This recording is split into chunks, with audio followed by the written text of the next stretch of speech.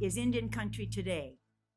Esquili, yes, thank you for joining us. I'm Patty Tholahungva. A bit of good news in the midst of this pandemic. Some homeless people in Seattle will no longer have to sleep on the streets thanks to a new tiny house village built by Tulalip tribal members.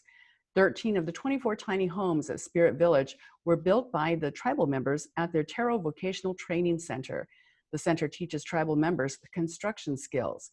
The instructor, Mark Newland, says the students took much pride in crafting the best product for future residents, and that included putting an animal spirit in a Salish art form line on the front doors, leaving a traditional mark on Seattle's Central District neighborhoods. Low Income Housing Institute is one of the largest providers of tiny house village shelters in the nation.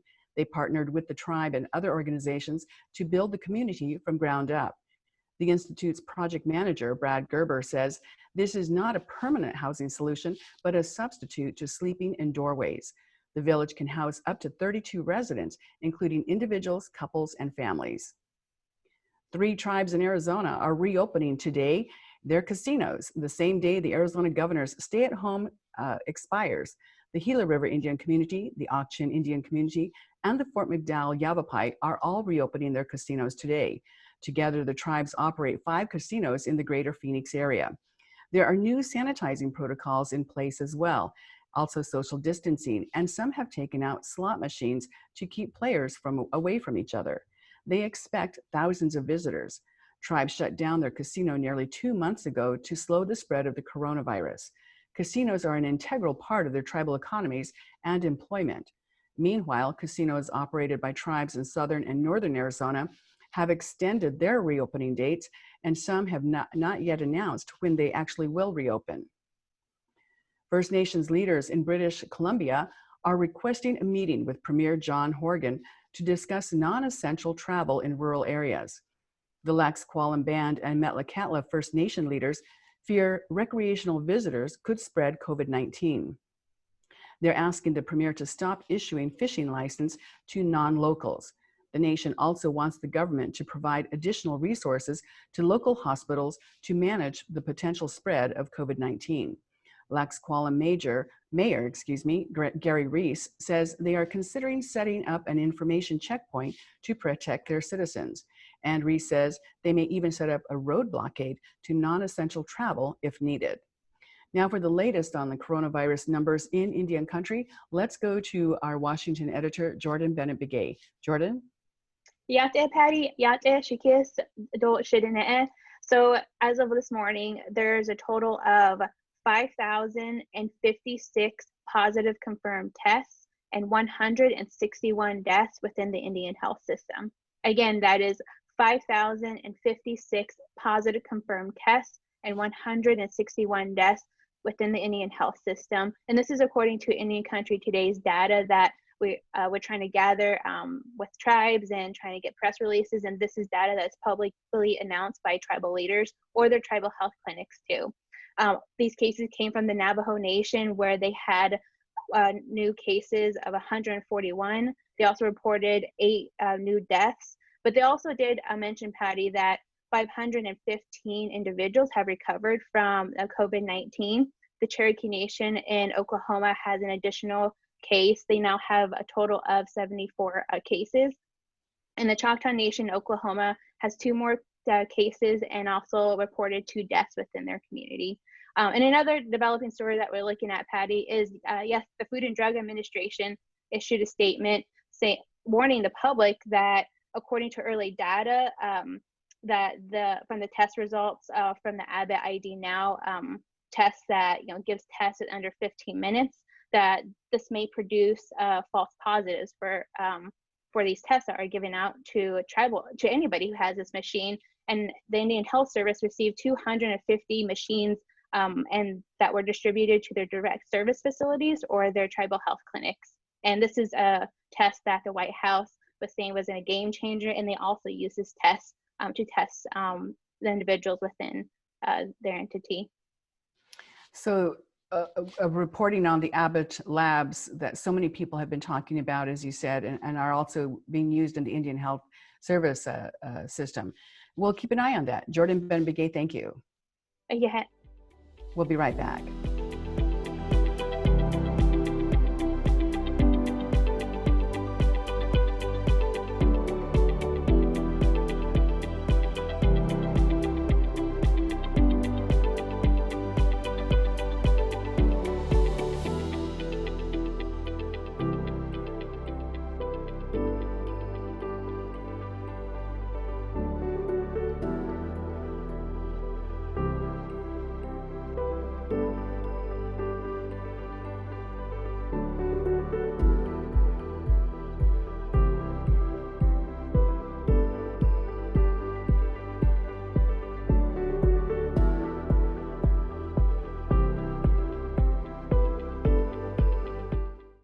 Welcome back. On Friday, we have a reporter roundtable where we talk to reporters who are covering their Native communities in the midst of this pandemic.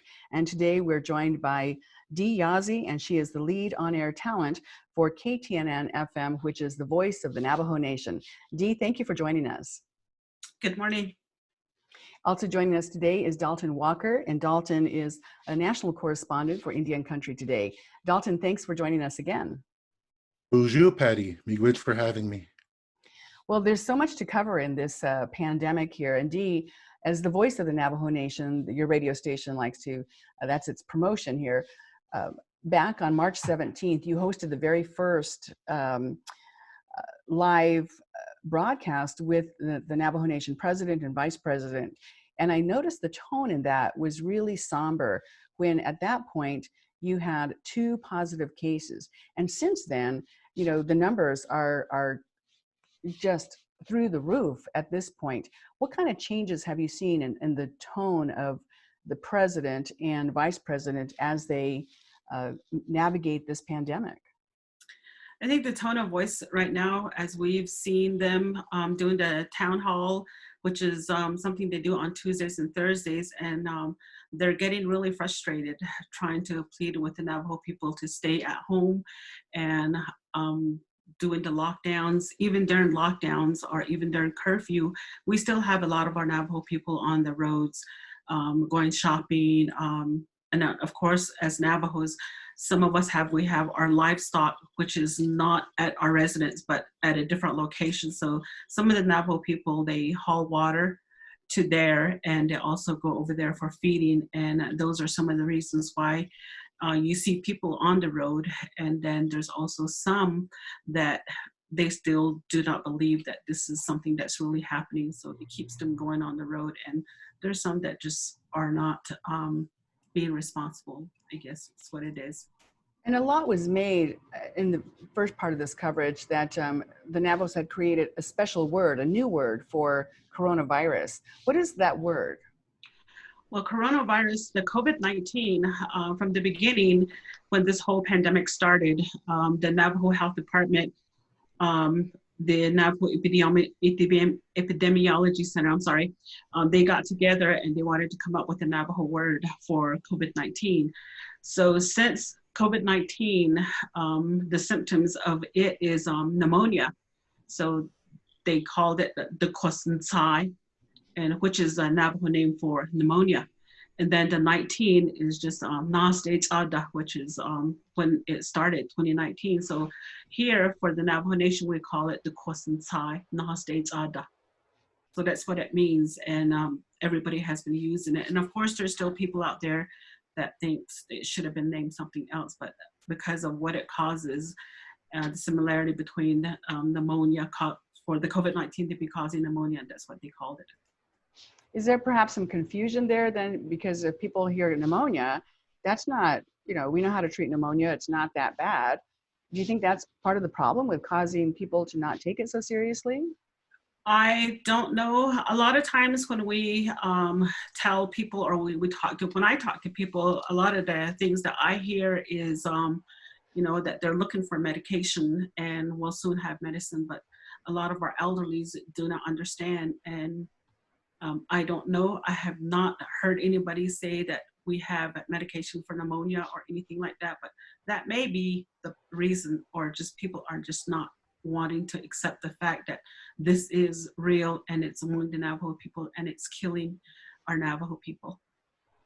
Now, the terminology and trying to translate it from English, even epidemiologists or something like that, how would you say that in Navajo? How long does it take you to translate this into your language?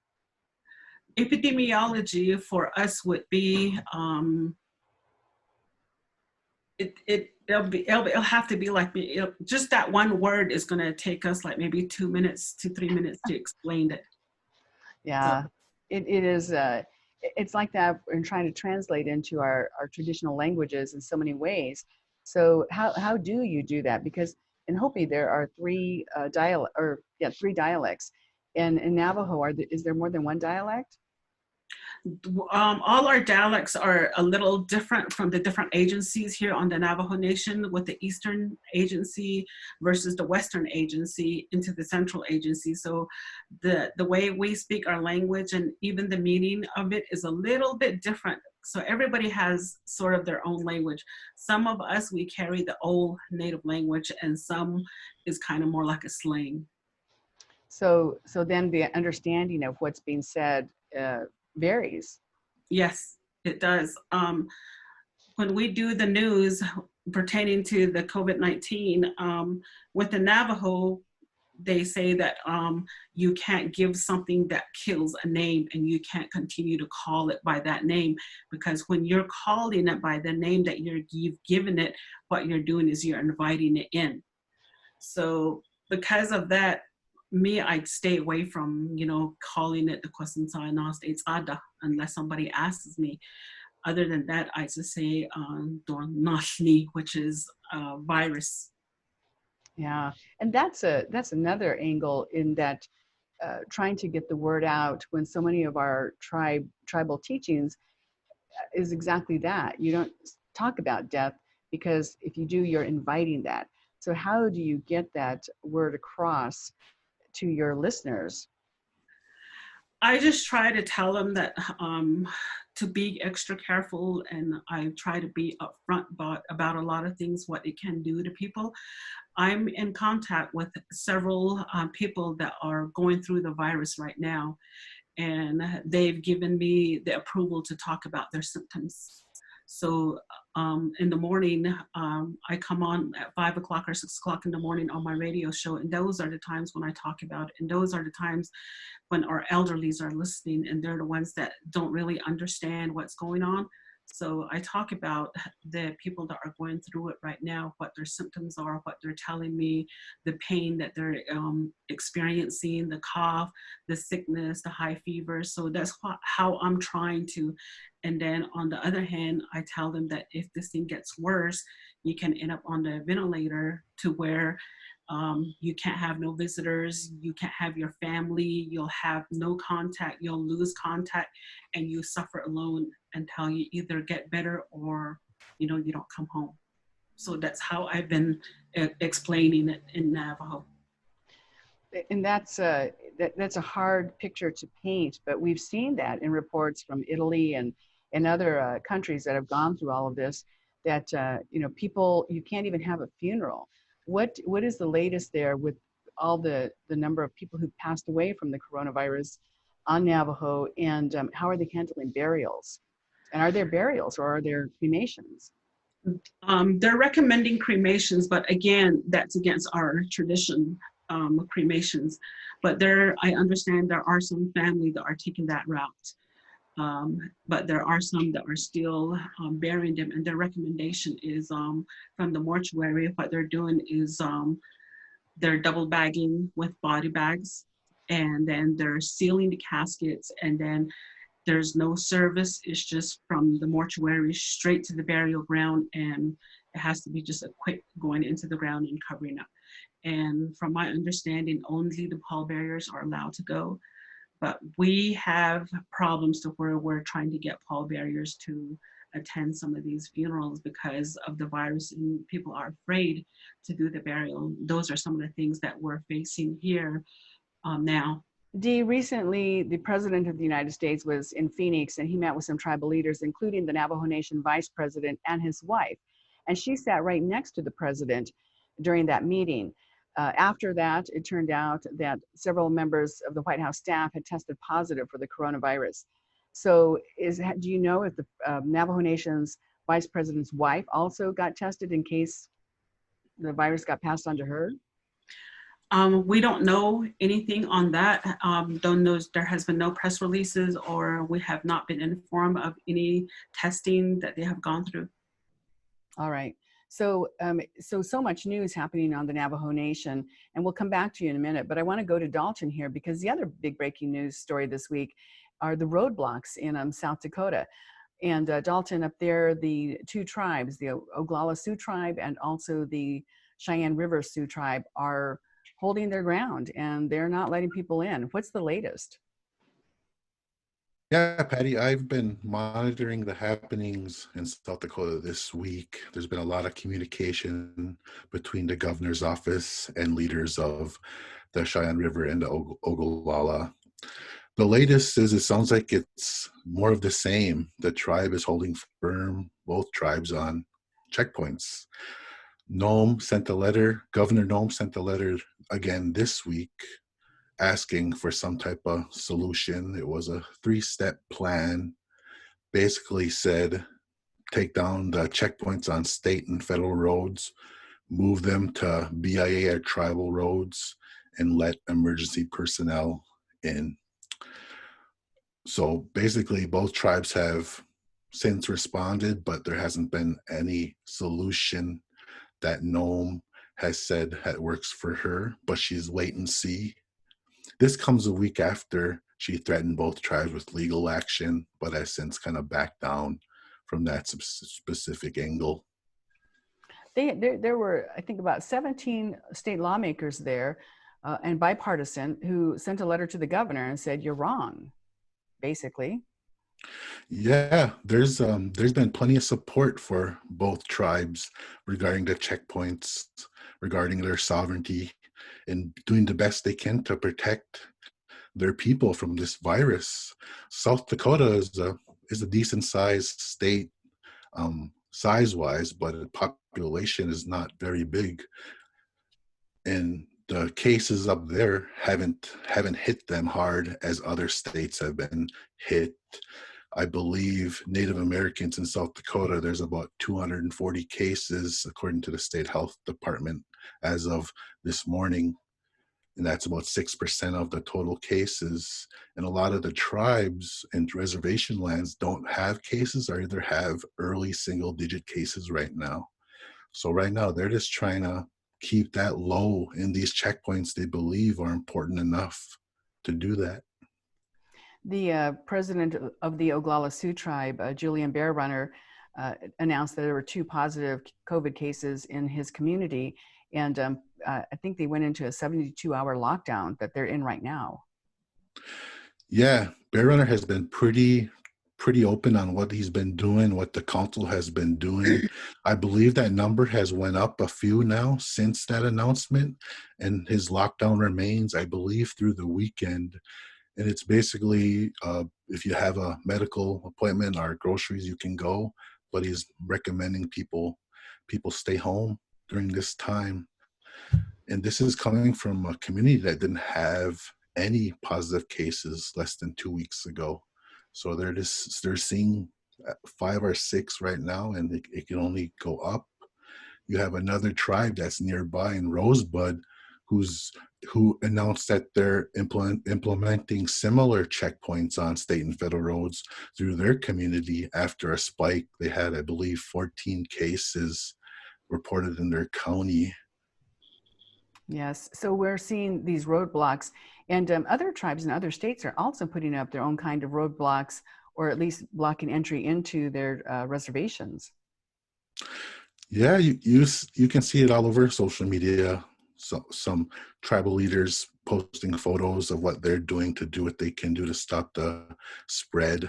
Some tribes in Minnesota, New Mexico, Arizona, even Alaska has some restrictions on who can enter their tribal land.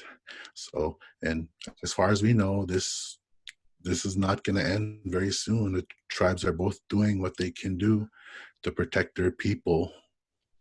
Yes, and so I can't help but also notice that in all of the coverage here, people are citing in the Dakotas there the 1868 Fort Laramie Treaty, and so I can imagine people are Googling that and saying, what does this treaty say for that?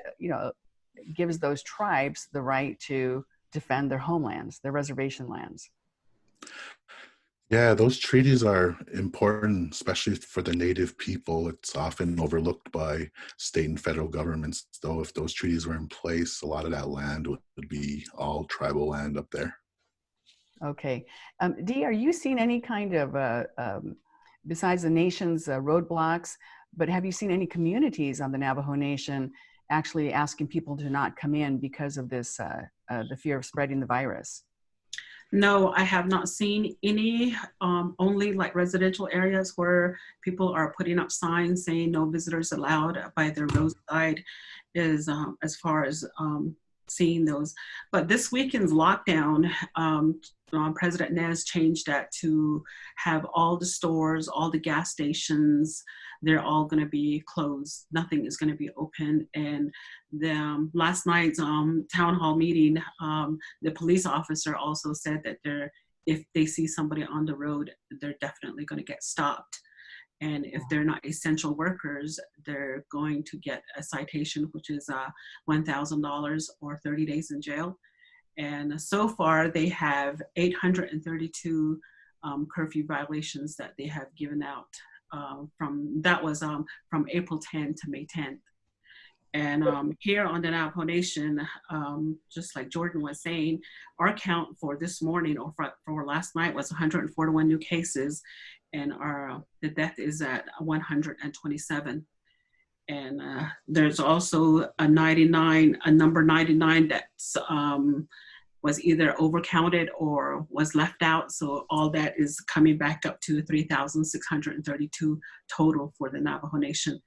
And this does not include our border town urban Navajos that are living off, like on the border towns like Gallup, Winslow, Farmington, Page. This is just basically the Navajo Nation is the only one that they're counting. Wow, the numbers are just again going up and up and up. What about domestic violence? I understand there was a situation with the money, with the controller, and what was that all about?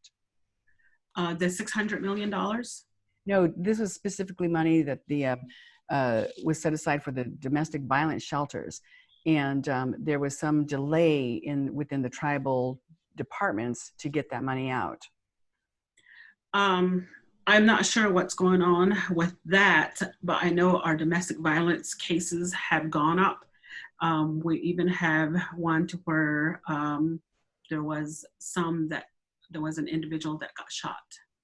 So with the stay-at-home order and everything, our news person was saying that the domestic violences are really going up, the numbers of cases. Wow. It's just, I mean, there's just so many issues that our people are dealing with in this time.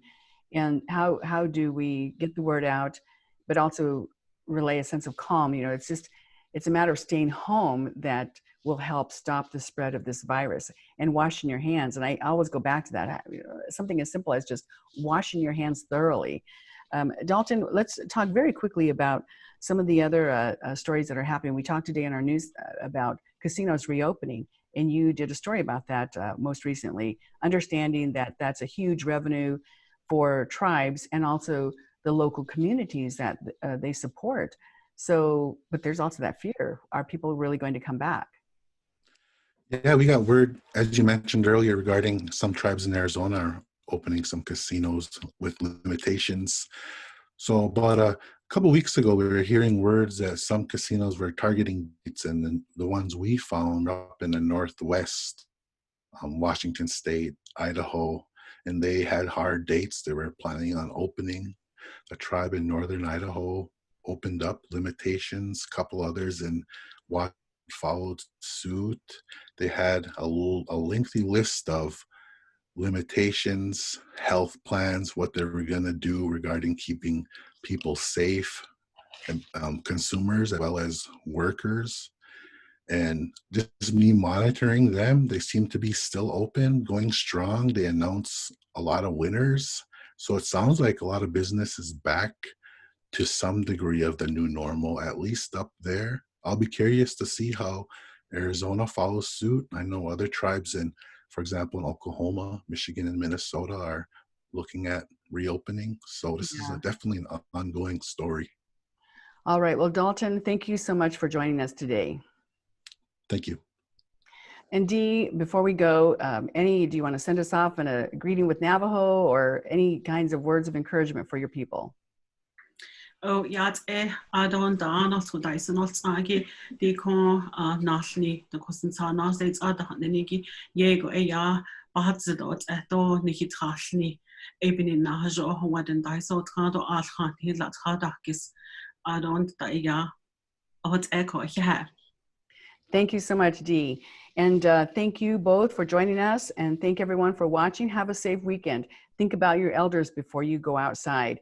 Take care of yourselves. Your life is precious. I'm Patty Tholahungva. We'll see you again on Monday.